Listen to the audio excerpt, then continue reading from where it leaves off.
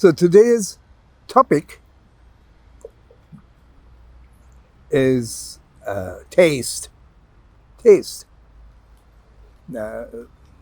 We had this topic in the university seminars, and now we want to discuss this topic in some detail.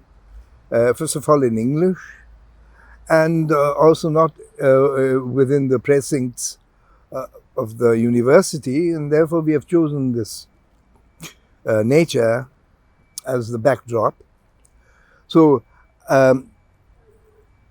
to give evidence as well as give us a inspiration to speak on this topic, we have chosen a verse from the Srimad Bhagavatam. This is one of the Vedic scriptures text.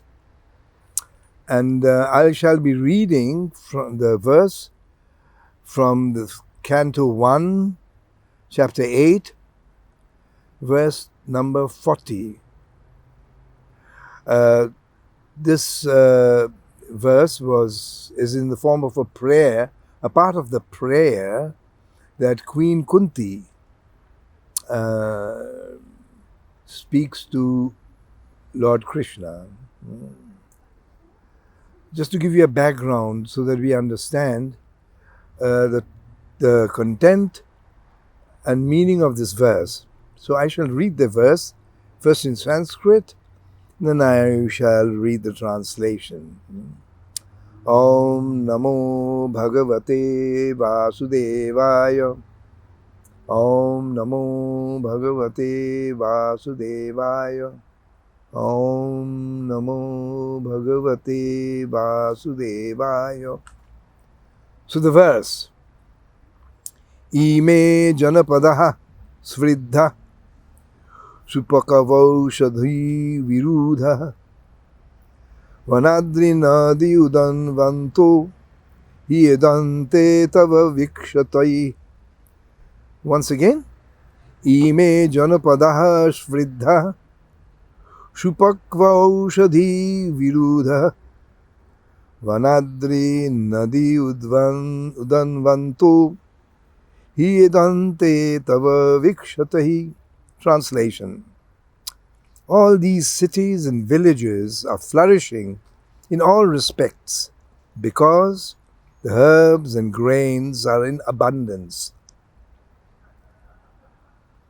The trees are full of fruits, the rivers are flowing, the hills are full of minerals, and the oceans full of wealth.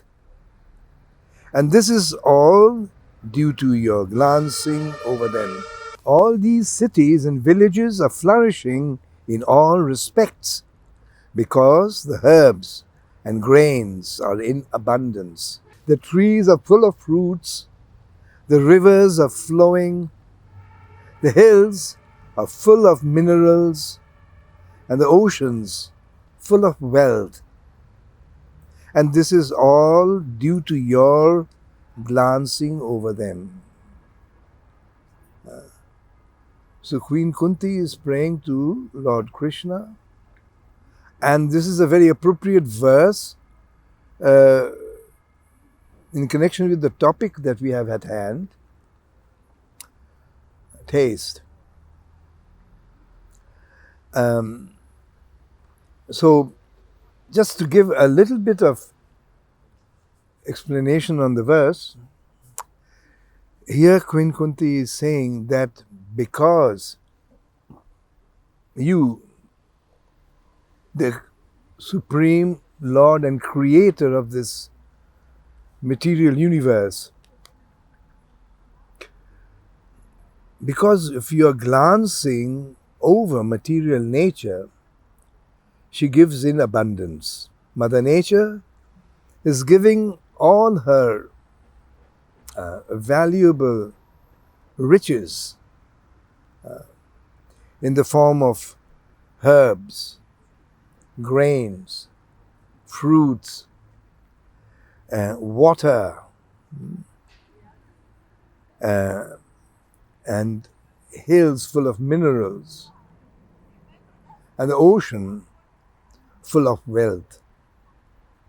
So just let's go through these individual topics mentioned here. Herbs. Herbs are, there are curing herbs, herbs that maintain our health, and herbs that also taste, or rather enhance the taste of what we eat.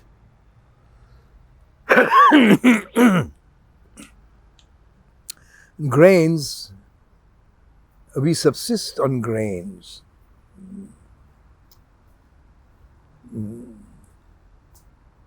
In the Gita, we hear that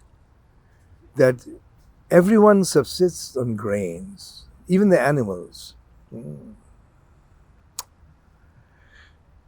And they are in abundance due to your glancing over them. And the trees are full of fruits.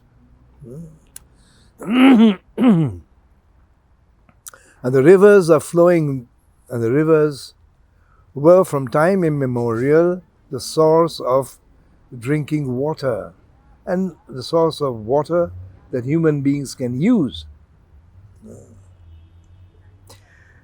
And the oceans and the hills are full of minerals. Minerals are very important to human beings, also as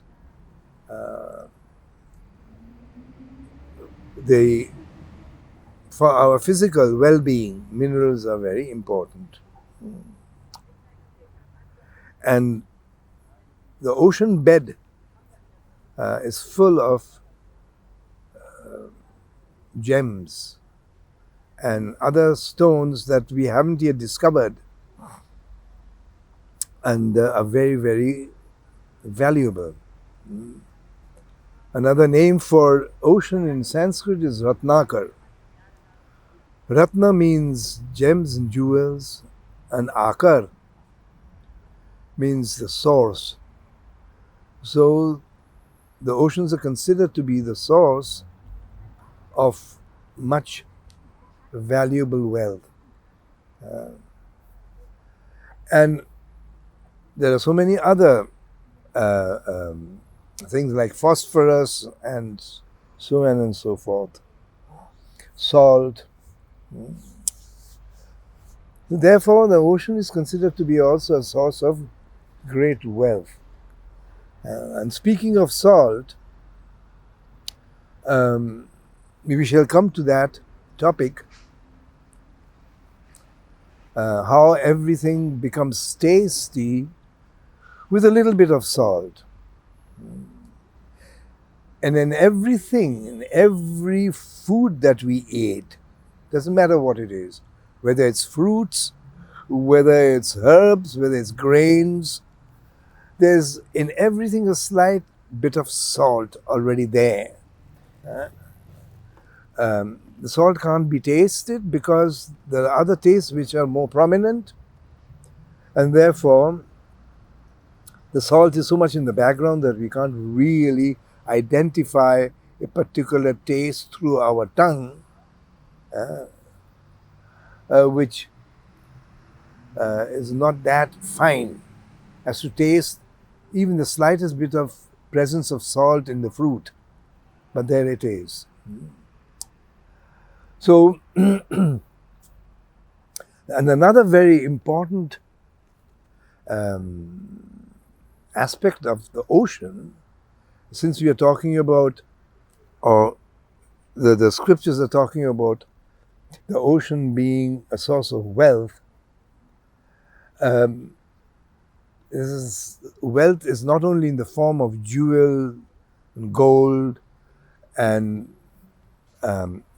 gemstones, but wealth is also of character. Wealth is also of attributes. So in the Vedas, the ocean is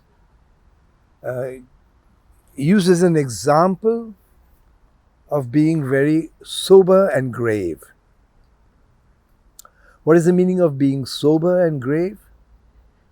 That although so many different rivers and rivulets flow into the ocean remains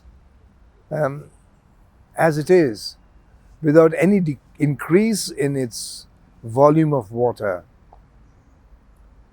And even though the sun evaporates tons and tons and gallons of water to produce rain clouds, it still remains the same. It never crosses the line of demarcation, that is, its shores are always the same.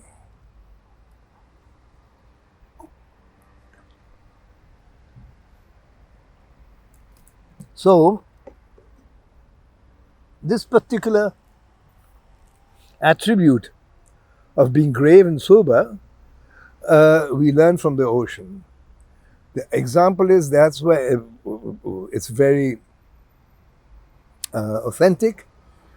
When a person is self-controlled, then even when the happiness is flowing due to some situation, we have a mixed life of happiness and misery. Both are temporary. So when temporary happiness visits us in our life, we tend to become euphoric and therefore lose the balance. And by doing so, we come into a sort of a problem and difficulty. The difficulty is when this happiness then ends and we have to return to our normal condition. By losing this happiness, then we become rather miserable, because we would like to have this state of happiness and euphoria permanently. That is actually what we are looking for, but that doesn't happen. So therefore, when material happiness visits us, we should not lose our balance. And that we learn from the ocean, where hundreds of rivers flow into it. And when we are losing something, there's a loss. There's a loss of happiness, there's a loss of wealth, there's a loss of anything in this material world, because everything in the material world is bound to destruction. And destruction means loss. So, at the experience of loss, one becomes very bewildered and sad. Now, it's the same example from the ocean. There's so much of water is being evaporated, but it still remains fixed and steady without losing its water level. Similarly, we should learn from the ocean how to remain unmoved in the face of misery. So that is a very wonderful lesson that we can learn from the ocean. Plus, the ocean is a source of sweet water. One may ask, how is that possible? The ocean is actually a source of salt. Speaking about taste, because Krishna is saying in the Gita again that he is the taste in water. Rasoham apsu kaunteya. I am the taste in water. The original taste is actually to be found in water. There are 5 elements which constitute this material phenomena. And the mixture of these 5, earth, water, fire, ether and air, produces this material phenomena. These are the ingredients for the material phenomena. So the water represents the original taste, just like earth represents the original smell, the water, the original taste, flames, fire, the original form, because the flame is constantly taking new forms. The air represents touch, and ether, sound. So these are the different attributes and qualities of these 5 different gross elements which constitute this material phenomena. Because of the evaporation of ocean water, which is originally salty, the rain clouds that shower rain down on us waters all the plantations and all the grains.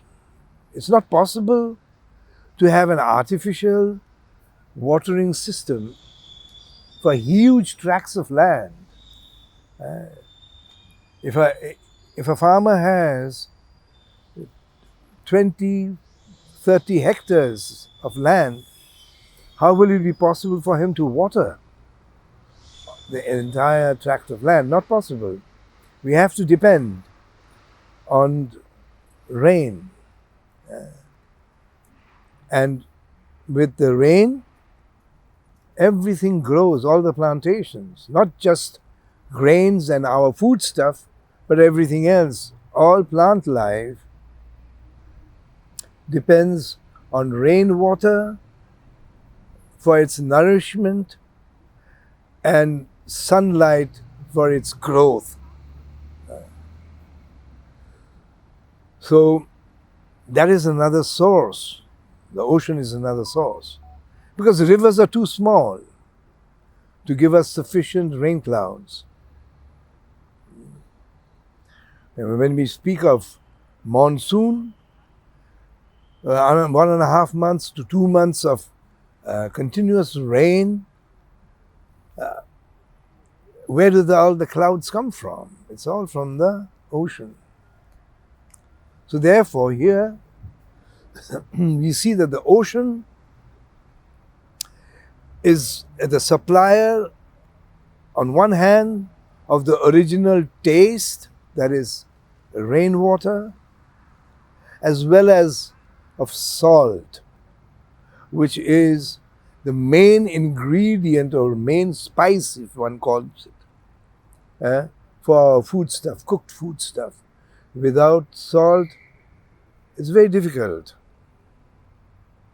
Very difficult. Because our tongue as well as our constitution is very much suited and is waiting to ingest the salty taste. We'll definitely come to this topic of taste in its manifold expression. The taste has 6 different directions, 6 qualities. According to Ayurveda, there are 6 tastes, and each of these tastes have a twofold influence on human beings. first of all, a biological influence, and secondly, a psychological, emotional influence. Each one of these tastes. So, there are 6 tastes, beginning with bitter, astringent, salty, sour, pungent, and sweet. So we shall go through each of these to understand how each of these tastes has a particular influence on our lives, on our physical as well as emotional life. Bitter, it reduces bile. When one feels hungry and has a slight appetite, that means the bile is becoming stronger in our stomach, and that's how we feel hungry. Now, bile is not something that the stomach can easily digest. An excess of bile can create a disease known as jaundice. So, we should have less bile when we are eating. When we take bitter, then the bile is reduced in our system. The bile is reduced. So therefore, usually, Ayurveda recommends when one takes a main meal, that is, say, especially lunch, then one should begin with something bitter. As next, astringent. Astringent is a taste which is a mixture of salty, bitter, and sour. Slight. One can hardly recognize or distinguish these tastes because all mixed together, and one feels a slight tingling sensation in the tongue. So that is why it is known as astringent. What astringent does is it helps in the preparing the stomach to receive all the different tastes. And in the form of juices, digestive juices in our stomach. So the digestive juice glands, are activated by the astringent taste, because we need these 20 odd different juices and hormones in order to digest grains and other ingredients like fat, oil, things like that. So that is astringent. Now we come to salty. The salt increases the fire of digestion. If the fire of digestion is weak, we call it the fire of digestion because of the bile being there originally, it creates a sort of a heat within the stomach. Now this heat is maintained by salt. In bitter ingredients, one uses salt. In astringent preparation, one uses salt. So salt is there in practically all the different preparations and ingredients. In every preparation there's salt, so the fire of digestion remains kindled. Then we come to sour. Sour makes the blood more fluid. It helps to thin the blood. With the blood being thinned, it is easier for the blood to rush to the stomach very easily, because in order to digest we need blood in the stomach. And by making the blood thin, the flow of blood is easier into the stomach. And the sour taste attracts also the blood streams. Otherwise the blood is distributed in the entire body. But at that time when eating, we don't need the presence of blood flowing in every part of the body.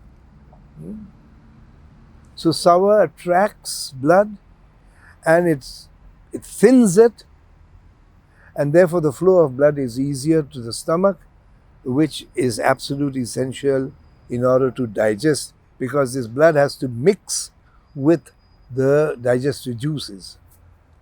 Because the digestive juices are very less in quantity. So it's the blood takes these different fluids, stomach fluids, and which helps then metabolize our food. Then we come to pungent. The pungent is it heats the body.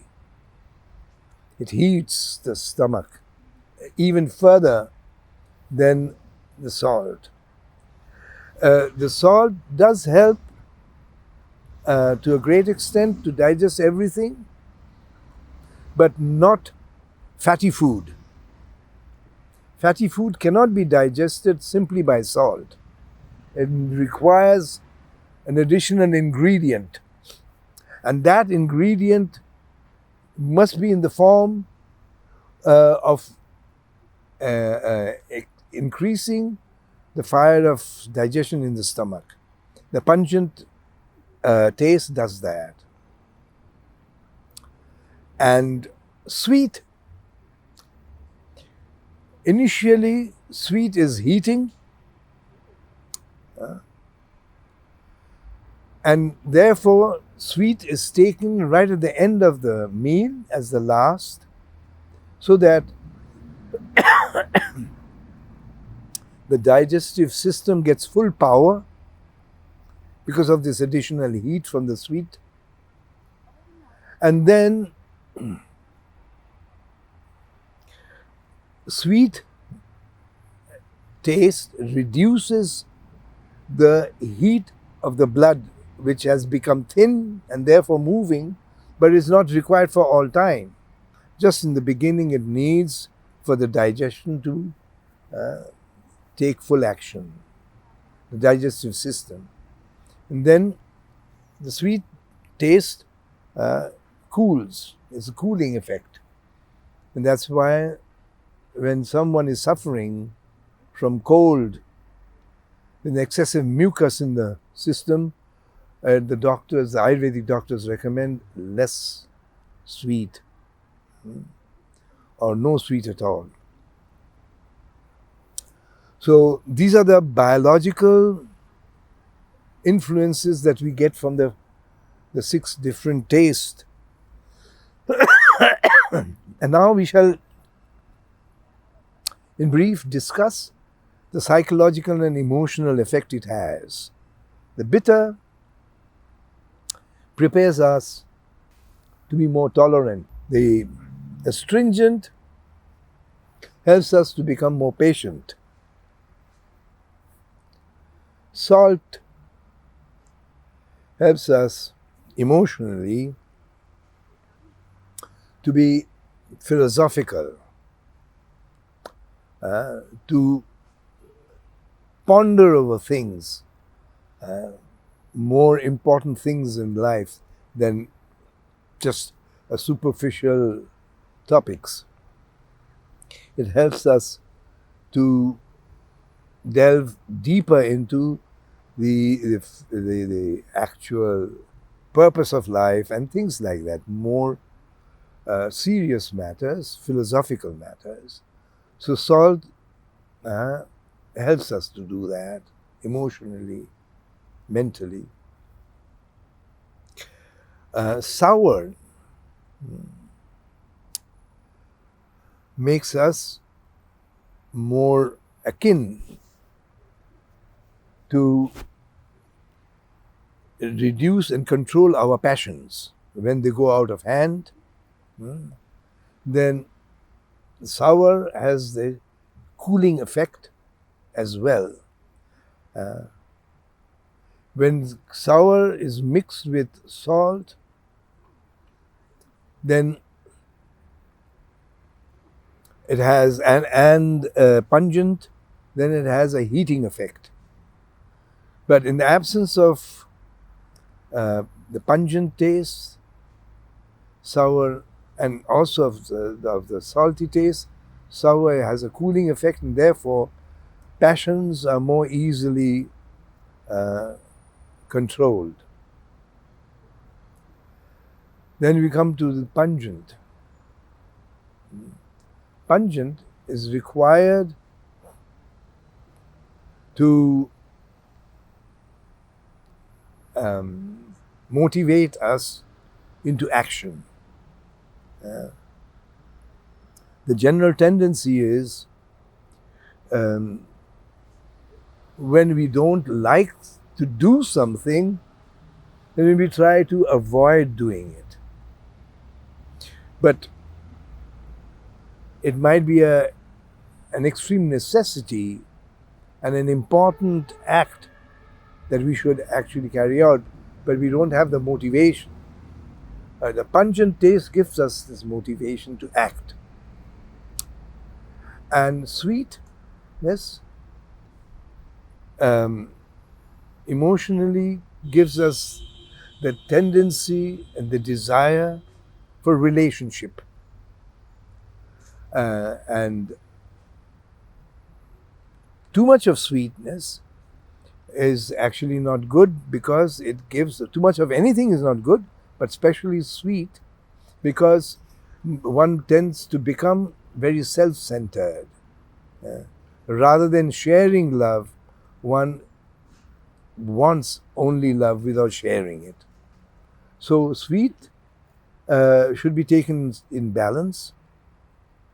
Then it helps us to have proper relationship and exchange, loving exchange. So these are more or less briefly describe the psychosomatic effect that these six tastes actually help us in that way. I was asked the question, and I'm replying to that question.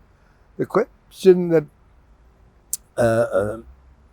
I've been asked is to give examples of where we can find the different tastes, in what ingredients, in what foodstuff are the different tastes available. So, since we are here in Europe, bitter, it can be found in many things. For example, well, actually you can say also rucola. It's actually a salad. So, in rucola you can get slight. In dandelion leaves you get much more bitter. Radicchio is famous for being bitter. And from the Asian side, bitter melon, what we'll call Karela, bitter melon, is widely used in the Asian cuisine. So these are the sources of bitter. Astringent is in all types of spinach, leafy vegetables, all types of leafy vegetables, from the olive oil, olives itself, also from the asparagus, artichoke. These are all the sources of astringent taste. Salty, we all know salt.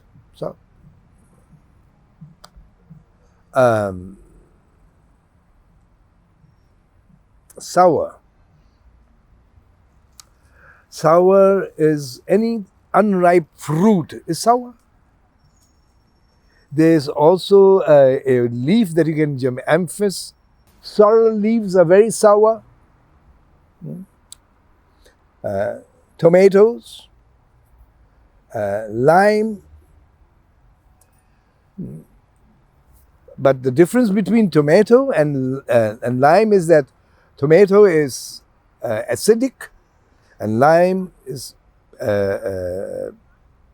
lime is alkaline. So there we have the source of sourness, pungent, from different types of pepper, different types of pepper. You have chilies. So these are all pungent, source of pungency. And sweetness, a ripe fruit is sweet. And of course sugar. These are the sources.